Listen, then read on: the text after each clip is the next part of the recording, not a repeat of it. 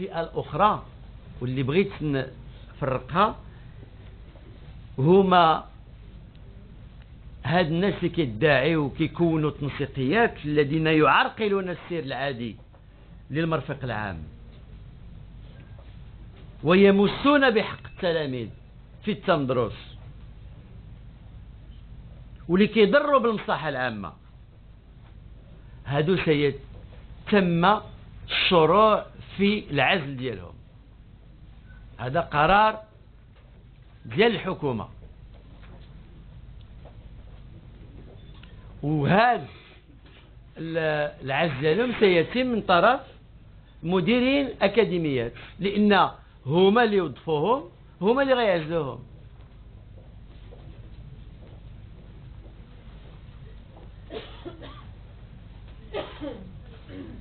بغيت ايضا كاين واحد العدد ديال الامور كتروج، غنقولها بعجاله. هاد الصباح الغاء العطله البينيه غير وارد. هادشي كامل افتراءات ومزايده. اش غنلغيو حنا العطله؟ كيف فتره الامتحانات؟ حنا كاين فروض اليوم، ما كاينش فتره الامتحانات. هادوك لي بولتان كيتعطاو في اخر السنه، ما كيتعطاوش دابا. ماشي بحال الفتره البينيه ديال يناير. لهذا الفروض لا تعذر انجاز فروض في هذه الفتره هذه، سيتم انجازه في الشهر المقبل ان شاء الله. غادي الاساتذه يمشيو وغتكون المتابعه ديالهم وغنطلبوا لهم وغادي نديروا لهم ونفعلوا لهم نهائيا. جميع الاساتذه فاش كيتغيبوا، فاش كيتلحقوا بالعمل ديالهم، كطلبوا منهم باش يوقعوا محضر استئناف العمل. هادشي اللي كاين، ما كاينش شي حاجه اخرى.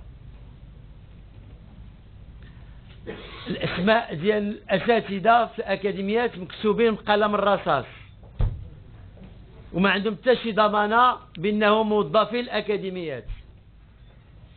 هادشي ما كاينش نهائيا. هذا تشويش. كيفاش مكتوبين بقلم الرصاص؟ واش ما كاينش واحد كيكتب بيديه بعدا؟